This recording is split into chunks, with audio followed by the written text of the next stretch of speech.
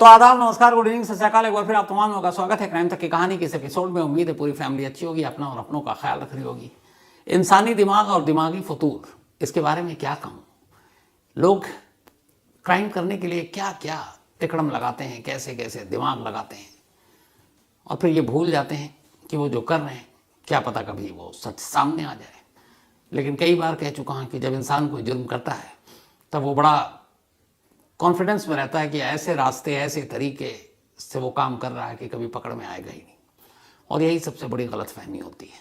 लेकिन इन सारी चीज़ों के बीच में इस क्राइम को करने के जो अनोखे अनोखे तरीके वो सारे इस्तेमाल करता है, जो दिमाग लगाता है, उसके बारे में सोच कर ही अजीब सा लगता है। आज की कहानी सुनिए, फिर आपको भी लगेगा कि एक सीधी सादी कहानी को कैसे इतना उलझा दिया गया। और कमाल यह है कि जो चीज़ आसानी से हो सकती थी उसको कैसे गुनाहों के रास्ते पर ले गया। और सबसे बड़ी दिक्कत यह है कि पुलिस के लिए कि अब इस मामले में जो केस है वो केस बनाए तो क्या बनाए और कैसे उन लोगों को ज़्यादा दिनों तक जेल के अंदर रख सके। इस कहानी की शुरुआत होती है 2 फरवरी को, बल्कि 2 जनवरी को, माफ़ कीजिए, पिछले महीने। इटावा यूपी में एक जगह है, बहुत ही मशहूर जगह है, क्योंकि इटावा के पास मैनपुरी है। मैनपुरी मुलायम सिंह यादव और उनके परिवार के लिए जाना जाता है, उनकी वो जन्मभूमि रही है। तो इसी इटावा में रेलवे ट्रैक पर एक लाश मिलती है 2 जनवरी को, करीब सुबह का वक्त था। लाश ट्रेन के नीचे आ गई थी, कट गई थी, फट गई थी, और लाश की शिनाख्त बड़ी मुश्किल थी। लेकिन लाश के जिस्म पर सारे कपड़े थे, कोई आईडी प्रूफ नहीं था, यानी मरने वाला कौन है ये पता नहीं था। रेलवे पुलिस ने लाश को उठाया, उसके बाद उसे अस्पताल भेज दिया। अस्पताल में उसका पोस्टमार्टम हुआ। पोस्टमार्टम होने के बाद चूंकि यह जो लाश है अज्ञात थी, अननोन, मालूम नहीं मरने वाला कौन है, इसीलिए कानून के मुताबिक पुलिस ने उसको अस्पताल के मोर्चरी यानी मुर्दा घर में रखवा दिया कि शायद इस बीच में कोई आ जाए तो तब तक यहीं रख देते हैं। अब लाश मुर्दा घर के उसमें रखा हुआ है। 2 जनवरी की बात थी, 3, 4, 2 दिन बीत गए। तीसरे दिन अचानक 5 लोग पुलिस के पास पहुंचते हैं। पुलिस के पास जाकर कहते हैं कि अभी 2 जनवरी को यहाँ रेलवे ट्रैक पे एक लाश मिली थी और हम उस लाश को लेने आए। तो पुलिस वाले कहते हैं कि भाई आपका कौन है वो? तो बताते हैं कि जो मरने वाला है उसका नाम है अतुल कुमार, और वो हमारा रिश्तेदार है। एक बताते हैं वो हमारा बेटा है। अब उन्होंने कहा कि प्रूफ दीजिए। फिर वो कहते हैं कि ये देखिए, ये कपड़े जो हैं उसके सारे, वो सबको आइडेंटिफाई कर लेते हैं। अच्छा, कई बार ऐसे केस में ये भी होता है कि पुलिस वाले की कहाँ यार, अब अननोन लाश है तो इनका सरकारी खर्चे पे अंतिम संस्कार करवाना, लाना, ले जाना, कोई आ जाए ले जाए तो उनको लगता है चलो बला छूटी। ये बड़ा प्रैक्टिकल है। तो अब एक अनजान, एक अननोन लाश को लेने के लिए 5 लोग 5 जनवरी को मुर्दाघर पहुंचते हैं पुलिस के पास। पुलिस वाले उनसे पूछते हैं कि भाई कोई आपके पास शिनाख्ती कार्ड मरने वाले का? वो एक आधार कार्ड देते हैं पुलिस को। वो कहते हैं देखिए ये है। अब आधार कार्ड, चेहरा थोड़ा सा बिगड़ा हुआ था चूँकि रेलवे ट्रैक के नीचे आ गया था, लेकिन उन्होंने कपड़े वपड़े जो बताए, जो पहने हुआ था, उन्होंने कहा ये सब हमारे हैं और ये हमारा अतुल है। आधार कार्ड के बिहाफ पर पुलिस वालों ने कहा ठीक है, आप पेपर पे साइन कीजिए और गवाह कौन कौन। तो 4 लोग जो थे उन चारों ने अपने अपने आधार कार्ड वहाँ जमा कराए, अपना नाम सिग्नेचर किया और लाश को लेकर वहाँ से चल दिए। लाश ले जाने के बाद उसी दिन उन लोगों ने अंतिम संस्कार कर दिया। ये बात है 5 जनवरी की। अब लाश का अंतिम संस्कार हो गया। इधर पुलिस को भी लगा चलो एक अननोन केस, शायद सुसाइड का हो या एक्सीडेंट का, मालूम नहीं। तो वो केस अंजाम तक पहुंचा, लोग लाश ले गए, पुलिस बेफिक्र। बट कहानी अब शुरू होनी थी। उनके लाश ले जाने के ठीक दूसरे दिन 6 जनवरी को 4 लोग फिर पहुंचते हैं पुलिस के पास और कहते हैं साहब यहाँ पे 2 जनवरी को एक हादसा हुआ था और रेलवे ट्रैक पे एक लाश मिली थी और हम उस लाश को लेने आए। अब पुलिस वाले पहली बार एकदम चौंकते हैं। उन्होंने कहा भाई वो लाश तो हमने दे दी, कल ही उसके आए थे, पिता भी भाई भी। तो उन्होंने कहा भाई उसका पिता कौन से आया? उनके पिता तो ये रहे, भाई ये रहे। अब वो एक दूसरे इलाके के रहने वाले थे। उन्होंने कहा कि ये देखिए जो कपड़ा पहने हुआ है ये मेरे बेटे के कपड़े हैं, मैं इसको इन सारी चीज़ों से पहचान गया हूँ। और दूसरी बात, इसका आधार कार्ड जो नाम है पूरा ये रहा, इसका आधार कार्ड भी लेकर आया। अब उन्होंने भी आधार कार्ड पुलिस को दे दिया। अब लेकिन आधार कार्ड पे जो नाम लिखा हुआ था बस वो मैच नहीं कर रहा था। उस आधार पे जो इनके घर वालों ने दिया, जो दूसरे लोग पहुंचे थे, उस पर लिखा हुआ था सत्यवीर राजपूत। अब उन्होंने कहा कि ये सत्यवीर है या अतुल है, क्योंकि एक दिन पहले अतुल बताकर लोग लाश ले गए, अब तुम आए हो। अब उन सब ने अपने अपने आधार कार्ड दिए और कहा कि आप चाहो तो चलो हमारे गांव में किसी से पूछ लो, ये हमारा बेटा मरने वाला सत्यवीर राजपूत है। अब पुलिस का माथा ठनका कि ये क्या चक्कर है, एक मुर्दा है, एक लाश के लिए दो अलग अलग परिवार के लोग 2 दिन लगातार पहुंच रहे हैं और अलग अलग क्लेम कर रहे हैं कि इस लाश को हमें चाहिए। अच्छा, अब इधर पुलिस की हवा इसलिए भी खराब कि उन्होंने लाश उठाकर तो दे दिया, अब उस लाश का अंतिम संस्कार भी हो चुका है। तो अगर वो लोग फर्जी थे तो अब जो असली माँ बाप और भाई आए, इनको लाश कैसे कहाँ से ला के दें, और बिना पुख्ता सबूत के उन्होंने लाश कैसे दे दी, पुलिस के ऊपर अब उंगली उठेगी। अब सीधे बात आला अफसरों तक गई, तो इटावा के आला पुलिस अफसरों तक जब ये कहानी पहुंची तो वो भी चौंके कि ये क्या मामला है, एक मुर्दे के लिए 2 अलग अलग परिवार के लोग पहुंचे। तो यहाँ एक लाश के 2 दावेदार थे। उधर कुकू ऑडियो लर्निंग एप्लीकेशन पर 2 कहानियां हैं, उसमें एक है घोस्ट मर्डर, जब एक भूत के कत्ल का मुकदमा कोर्ट में चला, और दूसरी है 6 murder over 14 years the Kerala housewife. दोनों ही बहुत ही इंटरेस्टिंग स्टोरी है और कुकू ऑडियो लर्निंग एप्लीकेशन पर मौजूद है, तो इसे जरूर सुन।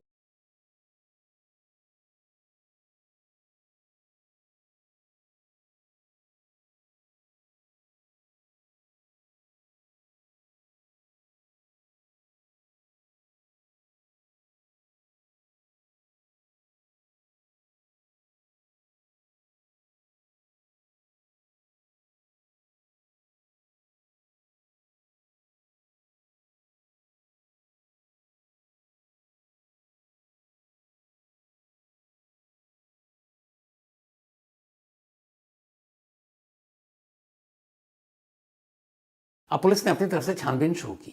जो 6 तारीख को फैमिली पहुंची थी, पुलिस ने पहले उनका आधार कार्ड और ये सब कुछ चेक किया, जो उन्होंने फ़ोन नंबर चेक किए, सब कुछ मैच कर गया, और ये भी पता चला कि हाँ भाई ये सत्यवीर राजपूत है, उसका आधार कार्ड ओरिजिनल है। तब ये हो गया था कि ये लोग जेन्युइन लोग हैं जो आए हैं, और मरने वाले का नाम सत्यवीर है। अब ये हुआ कि जो एक दिन पहले लाश लेकर गए, जिन्होंने बताया कि उसका नाम अतुल कुमार है, वो कौन लोग थे? अब उनके भी पर्चे पुलिस के पास थे, आधार कार्ड सब सिग्नेचर करके गए थे। अब वो फाइल निकाली गई, अब उस आधार कार्ड उन्होंने जो नंबर लिखे थे सब उस मोबाइल नंबर पे कॉल किया गया, वो सारे नंबर मोबाइल बंद और फर्जी निकले। आधार कार्ड को जांचा गया सरकारी दफ्तरों से, तो पता चला कि वो 5 के 5 आधार कार्ड भी फेक थे। अब जब ये नई चीज़ सामने आई तो पुलिस को ये तो पता चल गया कि जो लोग लाश ले गए हैं वो सब फर्जी थे, और जो अब आए हैं वो असली हैं। लेकिन अब लाश है नहीं। पुलिस ने बड़ी मिन्नत समाजत करके उन्हें समझाया कि देखिए हमारी गलती नहीं है, लोग लेकर आए आधार कार्ड और हमने लाश दे दी। अब उस परिवार का सोचिए कि वो अपने बच्चे का अंतिम संस्कार भी नहीं कर पा रहे हैं, किसी और ने कर दिया। लेकिन अब पुलिस के सामने एक सवाल था, वो सवाल बड़ा ये था कि आखिर एक लाश को लोग फेक आधार कार्ड और फर्जी फ़ोन नंबर पते के साथ क्यों ले गए? उनका मकसद क्या था उस लाश को ले जाने का? अब यहाँ से इस मामले की जांच शुरू हुई। अब आधार कार्ड सारे नंबर गलत फेक थे, मोबाइल नंबर जो उन्होंने लिखा है वो भी फर्जी थे, जो पता था आधार पे वो भी फेक था, तो मतलब कुछ भी असली नहीं था, सब फेक। तो फिर असली क्या? अब इसी असलियत की तलाश पुलिस ने शुरू की। अब कुछ पता तो है नहीं। जो लोग आए थे, जो बंदा था एक, उसने देखा था उनके चेहरे, लेकिन चेहरे भी याद नहीं, क्योंकि वो दिन भर इतने लोगों को देखता है। तो पुलिस ने कहा कि इस मुर्दा घर के आसपास जितने भी सीसीटीवी कैमरे जहाँ जहाँ लगे हुए हैं, जिस भी सरकारी बैंक अगर कोई हो, रास्ते में कोई हॉस्पिटल हो, किसी का घर हो, किसी की दुकान हो जिसने लगा रखी है, उन सारे एक एक करके कैमरों को चेक करो। 5 जनवरी की, जिस वक्त लाश को उनके हवाले किया गया, लाश ले जाते वक्त किसी न किसी कैमरे में तो शायद वो कैद हो जाए। अब सीसीटीवी कैमरों को खंगालने का काम शुरू हुआ। 1 2 3 4 दर्जनों कैमरे खंगाल डाले, कुछ मिल नहीं रहा। अचानक एक कैमरे में वही 5 लोग नजर आते हैं। अब इत्तेफाक से जब वो नजर आते हैं तो बारिश हो रही थी, और उसकी वजह से वो तस्वीरें बड़ी धुंधली थी। पुलिस ने खैर दिखाया जिसने लाश को हैंडओवर किया, उसने कहा है तो यही, बट बारिश में मैं भी चेहरा नहीं पहचान रहा हूं। लेकिन उसमें से एक शख्स का चेहरा थोड़ा सा साफ दिख रहा था। अब पुलिस ने जितने भी उस इलाके के जो ठग चोर उचक्के टाइप के लोग थे उनकी फाइलें निकाली कि शायद उससे कोई तस्वीर मिले। उनमें से किसी की तस्वीर मिली नहीं। तब ये हुआ कि पांचों का कोई क्रिमिनल रिकॉर्ड भी नहीं है। अब क्या करें? अब पुलिस अपनी तफ्तीश मुखबिरों के जाल को बिछाकर और पता करने की कोशिश कर रही है कि अभी एक लाश ले जाई गई, उसका अंतिम संस्कार हो गया, 5 लोग आए, कौन है कैसे हैं, कैमरा एक ही है जिसमें कैद हुए हैं, बारिश की वजह से तस्वीर चेहरा साफ नहीं है। लेकिन उन तस्वीरों को डेवलप करने की भी साथ साथ कोशिश की जा रही है। वो तस्वीर डेवलप होता रहा। आखिरकार उस तस्वीर में से एक शख्स का चेहरा पहचाना गया। कुछ पुलिस वालों ने देखा और उसको कहा कि अरे इनको तो मैं जानता हूँ। तो बोला कौन है? बोला ये तो वकील साहब है, इनका नाम हेतराम मित्तल है। और हेतराम मित्तल थोड़े से दबंग टाइप के वकील हैं। खुद वकील साहब के खिलाफ भी कई मामले दर्ज हैं। खासतौर पे अभी कुछ वक्त पहले एक आदमी ने अपनी बेटी को भगा के ले जाने का इल्ज़ाम वकील साहब पे लगा दिया था। अच्छा, वकालत में कई बार होता है कि खुद वकील के खिलाफ भी झूठे मुकदमे दर्ज कर दिए जाते हैं वकील पे प्रेशर बनाने के लिए।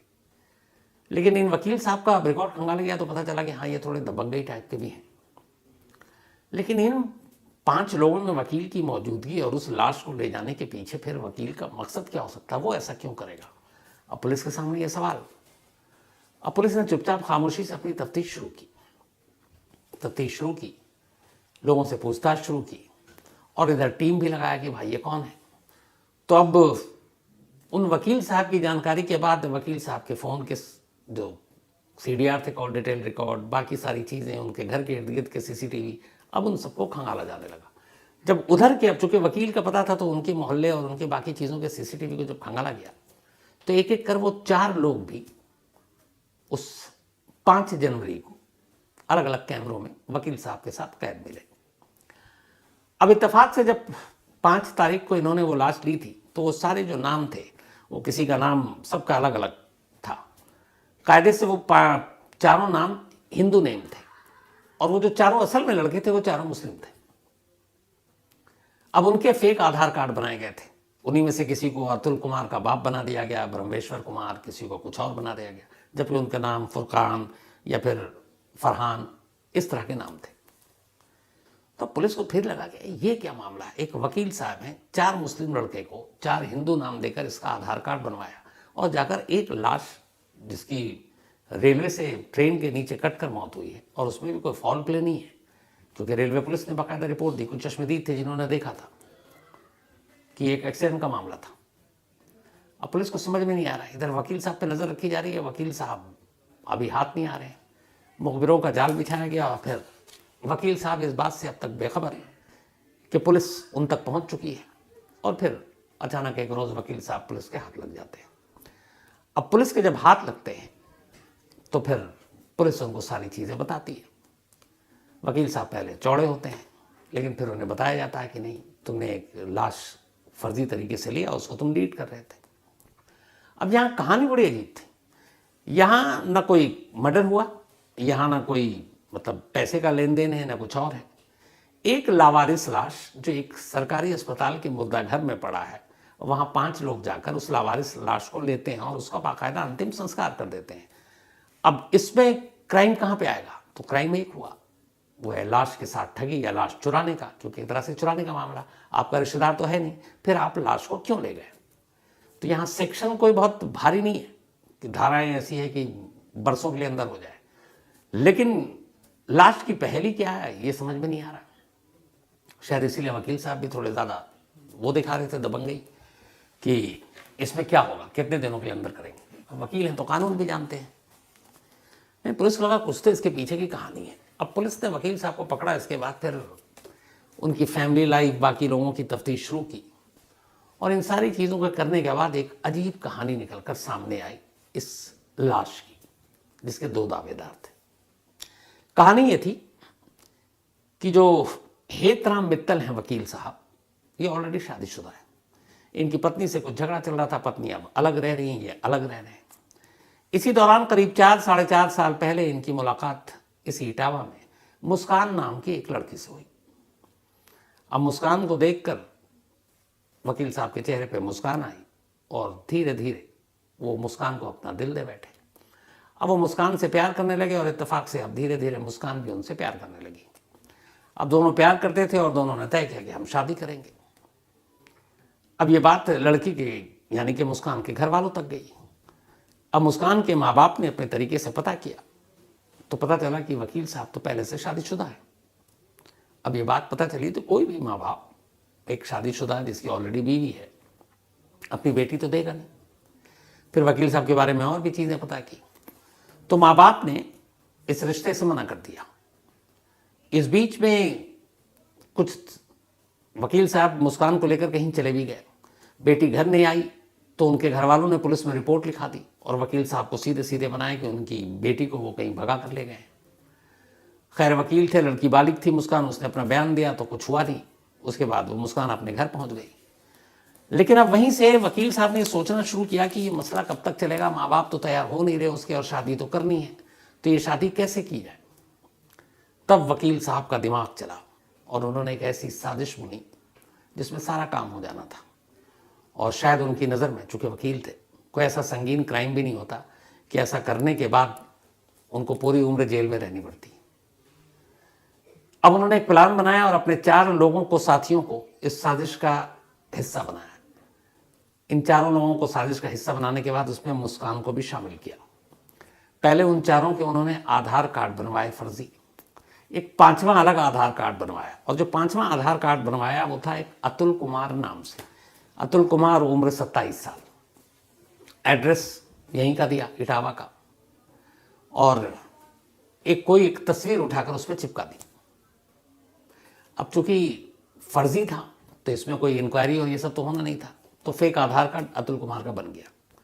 पर हकीकत ये थी कि अतुल कुमार नाम का शख्स कोई एग्जिस्ट ही नहीं करता था, कोई था ही नहीं। मतलब ना वकील साहब का जानने वाला, ना उन 4 का, ना मुस्कान का, कोई नहीं। बस इन्होंने क्रिएट किया एक अतुल कुमार और उसका एक आधार कार्ड बना दिया, क्योंकि वकील साहब के दिमाग में कुछ और चल रहा था। अब अतुल कुमार का आधार बन गया। उन 4 लड़कों का जो इनके साथी थे, उन 4 का भी, 4 मुस्लिम थे, हिंदू नाम से आधार कार्ड बनवाया फेक, उस पर एड्रेस। अब ये पहला काम पूरा हो गया। अब वकील साहब ने सबको लगा दिया कि जाओ एक लाश ढूंढो, क्योंकि उस लाश से ही असली काम होना है। अब ये लोग जुट गए। ये चल रहा है, मतलब दिसंबर से ये सारी साजिश की चीज़ें। दिसंबर बीत गया, कहीं कोई लाश नहीं कि कोई लावारिश लाश मिल जाए किसी सड़क किनारे कहीं और, लेकिन लाश भी ऐसी जिसके साथ कोई विवाद ना हो, मतलब ये कि मर्डर, ताकि अंदर फंस ना जाए। तो ऐसे ही है कि रेलवे ट्रैक पे मिल जाएगी लाशें, या फिर कोई ऐसे होमलेस लोग हैं तो शायद कहीं मौत हो जाती है सड़कों पर, फुटपाथ पर, वैसी लाशें, या मुर्दा घर से कोई लाश चुरा लें। तो सारी कोशिश हो गई, लाश मिल नहीं रही थी। अचानक ही, चूंकि ये काम पे इसी में लगे हुए थे, तो 4 जनवरी को हेतराम मित्तल को पता चला, इन्हीं के 4 लड़कों के जरिए, कि फ्रेंड्स कॉलोनी पुलिस स्टेशन के तहत एक रेलवे स्टेशन है इटावा में, वहां पर एक लाश मिली है, रेलवे ट्रैक पर कटी पड़ी मिली थी। और वो ऐसा था कि उसका चेहरा भी थोड़ा सा उसमें बिगड़ गया है, तो पहचान आएगी नहीं। उन्होंने कहा लाश ठीक ठाक है, अपना काम चल जाएगा। और वो लाश मुर्दा घर में रखी है, क्योंकि वो अननोन है, उसका कोई रिलेटिव नहीं आया। इसके बाद ये लोग प्लान करके, आधार वाधार सब कुछ था, अतुल कुमार को इन्होंने पहले ही पैदा कर रखा था। अब वो लाश किसी और की थी, लेकिन वो वहाँ पहुँच गया आधार के साथ ही कि मरने वाला अतुल कुमार है, और ये रहा उसका आधार दे दिया। चेहरा मिलना नहीं था। उन्होंने कपड़े वपड़े पहचान लिए। पुलिस वालों को भी लगा चलो यार यही संस्कार करेंगे, हम लोग कहाँ इस चक्कर में पड़ेंगे। उन्होंने उठाकर लाश दे दी, वो ले जाकर उन्होंने अंतिम संस्कार कर दिया। अब इससे उनको मिला क्या, यहीं से आगे की कहानी शुरू थी। हुआ ये कि अब इनको साजिश के अगले पड़ाव के तहत ये दिखाना था कि जो मुस्कान है उसने वकील साहब को छोड़ दिया, और वकील साहब की जगह वो एक अतुल कुमार नाम के शख्स के साथ उसका इश्क हुआ और उसने अतुल कुमार से शादी कर ली। अब अतुल कुमार तो दुनिया में कोई है नहीं, पर इन्होंने आधार कार्ड बना रखा है, तो अतुल कुमार से मुस्कान की शादी हो गई। ये उसको डिक्लेयर करना था। इससे उसके 2 फायदे थे। एक, चूंकि मित्तल की वाइफ को भी, वकील साहब की, ये डाउट था मुस्कान को लेकर, तो उस वजह से भी झगड़ा हुआ और वो अलग चली गई थी। तो वकील साहब अपनी वाइफ को ये बताने वाले थे कि देखो मेरा कोई चक्कर नहीं है, वो तो कोई एक अतुल कुमार है, उससे उसकी शादी भी हो रही है, दोनों लव मैरिज कर रहे हैं। तो बीवी को यकीन हो जाएगा हाँ उसकी ज़िंदगी में कोई और है, उसका पति कोई और है। और दूसरा जो इससे सबसे बड़ा था वो ये कि अतुल कुमार और मुस्कान की शादी को दिखाकर फिर कोई अनजानी अननोन लाश उठाएंगे और उस लाश के जरिए मुस्कान के माँ और बाप को उस लाश के मर्डर के इल्जाम में पुलिस में अंदर करवा देंगे। दोनों माँ बाप कत्ल के मामले में अंदर चले जाएंगे, रास्ता साफ। अब मुस्कान से वो शादी कर सकता है, रोकने वाला कोई होगा नहीं, और मुस्कान के माँ बाप जो है पूरी उम्र जेल में गुजारेंगे। और अफसोस की बात यह है कि इस साजिश में खुद मुस्कान ने भी वकील साहब का साथ दिया। अब ये साजिश सब कुछ ठीक था, सब कुछ आगे हो जाता, लेकिन गलती से अगले दिन दूसरा बंदा पहुंच गया जो असली जिसकी बॉडी थी, उसका परिवार उसको लेने के लिए। अब यहां इन्होंने अंतिम संस्कार क्यों कर दिया, तो फिर मर्डर के चार्जेस कैसे लगते? तो ये भी एक साजिश का पार्ट था। वो ये था कि इन्होंने आधार तो बना लिया अतुल कुमार, और अतुल कुमार के नाम पर ये मुस्कान को उसका पति और पत्नी डिक्लेयर करते, और उसकी अंतिम संस्कार के बाद अतुल कुमार गायब, और मुस्कान जाती पुलिस स्टेशन कि मेरे पति अतुल कुमार और वो गायब, मेरे माँ बाप ने कत्ल करवा दिया है। और वो जब तक साबित होता तब तक माँ बाप अंदर होते। इधर वकील साहब और मुस्कान दोनों अपनी शादीशुदा जिंदगी आपस में एक साथ मिलकर बिता लेते। तो एक लड़की ने अपने प्यार की खातिर अपने माँ बाप के खिलाफ ऐसी गहरी साजिश रची, और एक वकील साहब जो कानून के मतलब मुहाफिज हैं, उन्होंने इस साजिश को मेन अपने दिमाग से पैदा किया। और जो लेटेस्ट उसमें आई है वो ये है कि अतुल कुमार तो कोई एग्जिस्ट करता नहीं है, तो आधार कार्ड जो बनवाया था उसमें एक फोटो भी डाले थे। कल को अगर ये हो कि अतुल कुमार कौन कहाँ, तो फिर वो तस्वीर दिखाया जाए कि ये अतुल कुमार और ये उसका आधार कार्ड जिससे मुस्कान ने शादी की है। तो वो आधार कार्ड देकर वहाँ सत्यवीर राजपूत की इन्होंने लाश कलेक्ट की, और उसी फेक आधार कार्ड के आधार पर मुस्कान पुलिस स्टेशन जाती है और कहती है मेरे पति हैं और इनको मेरे माँ बाप ने गायब करवा दिया, और मुझे शक है कि उन्होंने उसका मर्डर करा दिया है। यानी एक लाश का कत्ल करवाना था। सारी साजिश ठीक थी, बट लाश का असली हकदार सामने आ गया और सारा राज खुल गया। अब 5 और प्लस मुस्कान 6 के 6 जेल में, और इनके खिलाफ जो इल्ज़ाम है वो है एक लाश को गलत तरीके से चुराने का, हड़पने का। मुझे नहीं लगता कि इसमें बहुत ज़्यादा इनको सज़ा होगी, हो सकता है कुछ महीने में बेल आउट हो जाए, और बेल आउट होने के बाद मुकदमा चलेगा भी तो भी बहुत लंबी सज़ा नहीं मिलेगी। लेकिन हाँ, एक अफसोसनाक पहलू ये है कि जिस सत्यवीर राजपूत की मौत हो गई उसके घर वालों को अपने बेटे का अंतिम संस्कार करने का भी मौका नहीं मिला इन वकील साहब और उनके गैंग की वजह से। तो ये थी आज की कहानी खत्म करो उससे पहले वही सिलसिला अपना। आज विनोद भादु इनका बर्थडे है, तो हैप्पी बर्थडे विनोद। साथ ही काशिफा महावाश इनका भी आज बर्थडे है, तो हैप्पी बर्थडे काशिफा। और ये इसरार अहमद पुणे से हैं, उनकी वाइफ हैं। ग्रीश MK इनका भी जन्मदिन है, तो हैप्पी बर्थडे ग्रीश जी। और ये तरुण वैष्णव ने भेजा है। मोहम्मद अब्दुल मुतल्लिब इनका भी आज बर्थडे है, तो हैप्पी बर्थडे मुतल्लिब साहब। और ये मोहम्मद इरफान ने भेजा है। गुज्जर नयन साहब का भी आज बर्थडे है, तो हैप्पी बर्थडे गुज्जर नयन साहब। और ये उद्दम गुज्जर जी ने भेजा है। तरुण वैष्णव इनका कल बर्थडे था, तो बिलेटेड हैप्पी बर्थडे तरुण। साथ ही सुरेश बिश्नोई मुखावा इनका भी कल था, तो belated happy birthday Suresh ji आपको भी। साथ ही आज एक एस्ट्रोलॉजर है हमारी क्राइम तक फैमिली मेंबर अजय सेठी जी, आज ही अपनी वाइफ और बेटे के साथ ऑफिस आए थे। शायद इनका एस्ट्रो का कोई शो था और मेरी मुलाकात हुई और बहुत अच्छा लगा अजय जी आपसे मिलकर, आपकी फैमिली से मिलकर।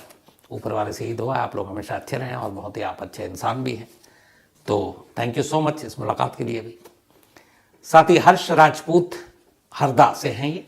आज हरदा में एक हादसा हुआ बड़ा अफसोसनाक, जिसमें अब तक 8 लोगों के मरने की खबर। एक पटाखा फैक्ट्री में आग लग गई थी, वो भी बस्ती के बीच में थी। हर्ष राजपूत ने लिखा है, ये हरदा में ही रहते हैं, कि इनका घर जिस जगह पे ये धमाका हुआ वहाँ से 20 किलोमीटर दूर है, और उनका कहना है कि 20 किलोमीटर दूर भी इस धमाके की कंपन महसूस की। उनके घर के बराबर में एक बर्तन की दुकान है, सारे बर्तन नीचे गिर पड़े थे। तो इससे आप अंदाज़ा लगाइए कि ये कितना ज़बरदस्त या कितना खौफनाक धमाका था। तो अफसोसनाक हादसा ही है। साथ ही मधु मल्होत्रा जी, ध्रुव मल्होत्रा और Yamini, thank you so much आपके इस प्यार के लिए। ये US में हैं और यामिनी ने ये मेल लिखा था, तो आप अपनी मम्मी मधु जी को और ब्रदर ध्रुव को भी हेलो बोलिएगा, और इस प्यार के लिए दिल से शुक्रिया। सुधीर दहिया, कुछ अब केसेस के इन्होंने अपडेट्स की मांग की है कि आप उस केस का बताएं, लंबी लिस्ट थी, तो सुधीर भाई जल्दी बताता हूं आपको। साथ ही Ashok Kumar Saini, thank you so much आपके मेल के लिए। नितिन कुमार सिंह, थैंक यू आपका भी। बबीता अकुपॉयल, thank you so much Babita आपका भी। तो कहानी में इतना ही, लेकिन एक बार फिर आपको याद दिला दूं कि कुकू एफएम ऐप पर क्राइम तक फैमिली मेंबर्स के लिए खास ऑफर है। क्राइम 50 कूपन है, डिस्क्रिप्शन में लिंक है, यहां आप जाएं और 99 रुपीज का सब्सक्रिप्शन 49 रुपीज में पहले मंथ के लिए पाएं और कुकू एफएम के मजे लें। तो कहानी में आज इतना ही, लेकिन अब आपसे मुलाकात होगी कल रात 9 बजे किसी नई कहानी के साथ। तब तक अपना और अपनों का ख्याल रखिएगा। Thank you very much.